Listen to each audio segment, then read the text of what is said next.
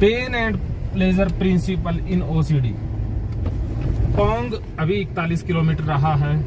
आज हम बात करेंगे 9th वीडियो की, 9th टिप्स की।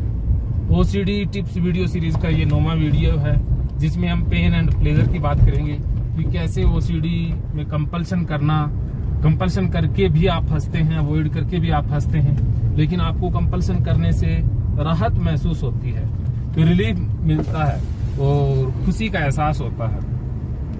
तो ये पेन एंड प्लेजर का प्रिंसिपल है, इसको आप समझिए।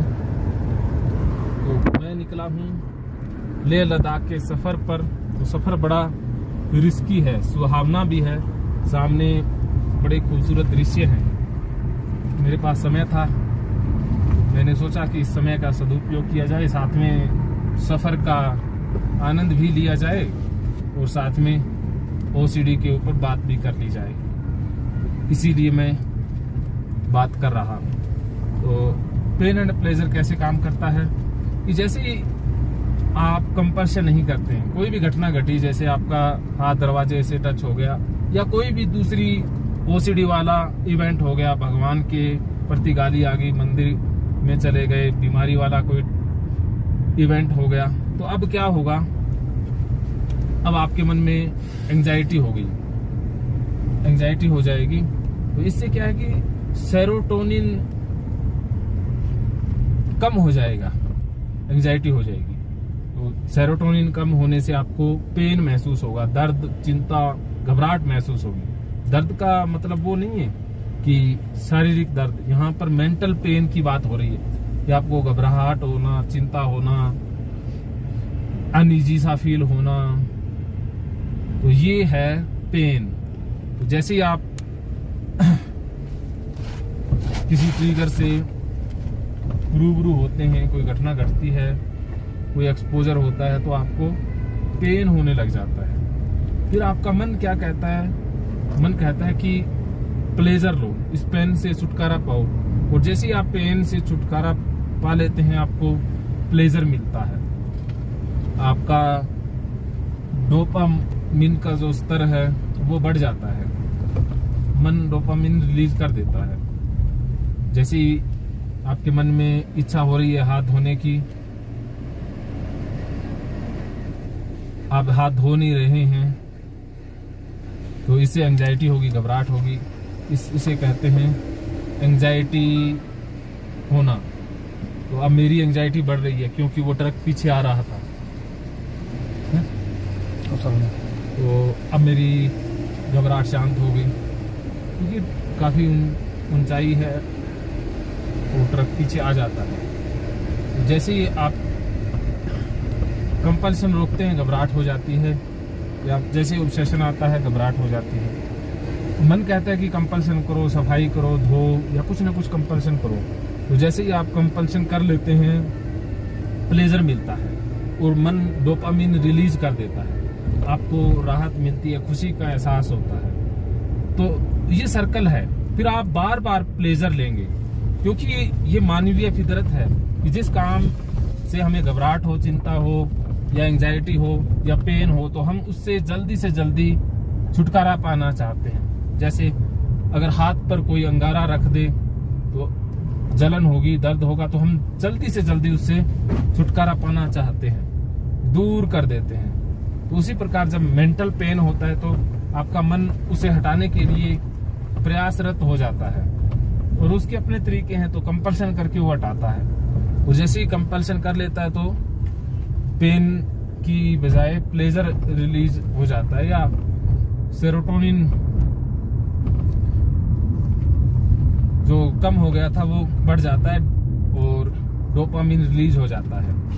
तो फिर आप बार बार डोपामिन लेने के लिए भी काम करते हैं, क्योंकि ये लर्निंग होगी ना, मन सीख गया कि पिछली बार भी पेन हुआ था, ये विचार आए थे, ये घटना घटी थी, तो मैंने कंपल्सन किया था, हाथ धोए थे, उससे प्लेजर मिला था। तो मन कहता है भी प्लेजर लो, दोबारा वही करो। तो फिर आप दोबारा वही करने लग जाते हैं, बार बार वही करते हैं। फिर मन कहता है कि पिछली बार से थोड़ा ज्यादा करो, उतने में बात नहीं बनती है। जैसे शराबी है, अब शराबी के मामले में भी ऐसा होता है, जैसे कोई घरेलू टेंशन है, चिंता हो गई, घबराहट हो गई, तो अब उसका सेरोटोनिन कम हो गया, अब उसने शराब पी ली तो डोपामिन रिलीज हो गया और पेन से छुटकारा मिल गया, अब वो निश्चिंत हो गया। ऐसा ही ओसीडी में होता है कि जो कंपल्शन करना वो शराब पीने जैसा ही है, तो उसके बाद फिर रिलीफ मिल जाता है। तो मन जैसे शराबी को बार बार कहता है कि अरे पिछली बार भी घबराहट हुई थी, उसको हटाने के लिए तूने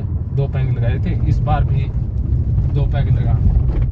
जैसे ही शराबी 2 पैग लगाता है डोपामिन रिलीज हो जाता है। तो ये सर्कल बार बार चलता रहता है तो शराबी लती हो जाता है। ऐसा ही ओसीडी में होता है कि आप बार बार कंपल्शन करते रहते हैं और आप लती हो जाते हैं, हैबिचुअल हो जाते हैं, फिर ये पैटर्न सेव हो जाते हैं चेतन मन में और ऑटोमेटिक प्रक्रियाएं चलने लग जाती है। तो अब छुटकारे के लिए क्या करना है, आपने पेन को सहन करना है कि पेन जितना मर्जी हो जाए आप सहन करें, प्लेजर ना लें, आप कंपल्शन ना करें, कंपल्शन से डोपामिन ना लें, डोपामिन से रिलीफ ना लें या कंपल्शन से रिलीफ ना लें, कंपल्शन स्टॉप कर देना है।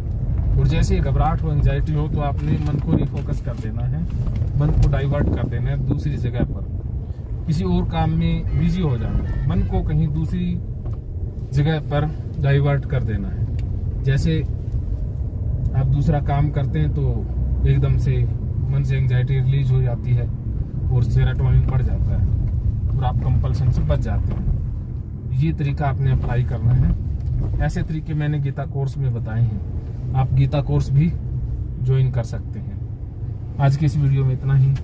मानो तो मौज है वरना समस्या तो लगी ही रहती है। महकेंगे फिर से खुशियों के रंग भगवत गीता थेरेपी कोर्स के संग। इतिहास का पहला ऐप जो गीता के माध्यम से ओसीडी डिप्रेशन का इलाज आसान बनाएगा।